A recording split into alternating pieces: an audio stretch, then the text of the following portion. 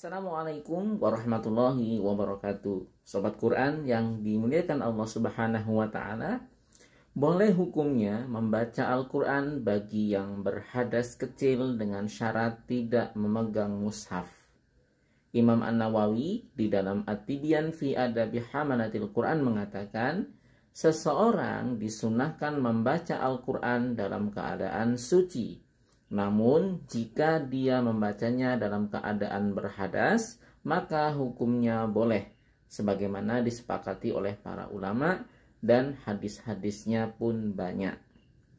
Di dalam Al-Majmu' Syarah Al-Muhadzab, beliau juga mengatakan, para ulama sepakat tentang bolehnya membaca Al-Quran bagi orang yang berhadas kecil.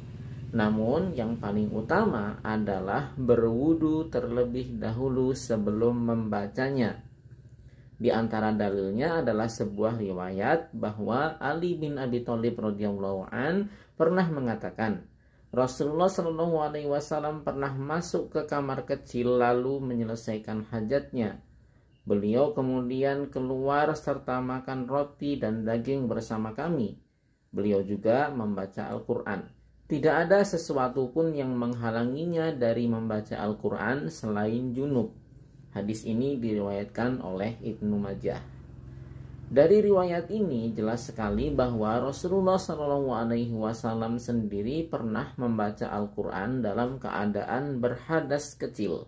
Ada juga riwayat dari Abdullah ibnu Abbas radhiyallahu anhuma bahwa beliau pernah menginap di rumah Maimunah, istri Nabi Shallallahu Alaihi Wasallam yang juga adalah bibinya.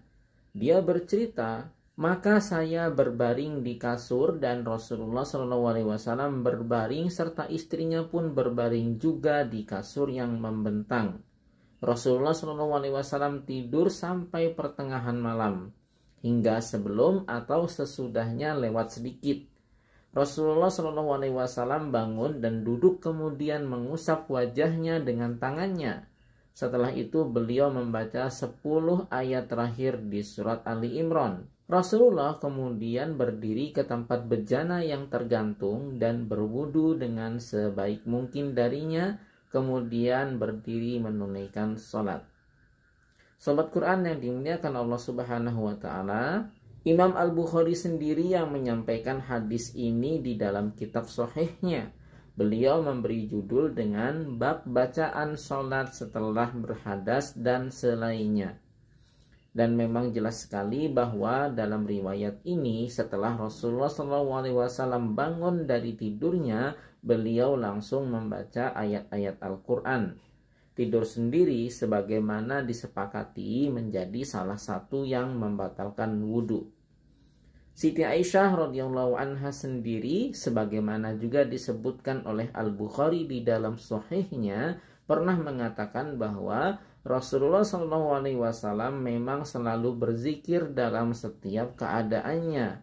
Dan zikir di dalamnya juga bisa mencakup Al-Quran karena memang dia adalah zikir yang paling utama.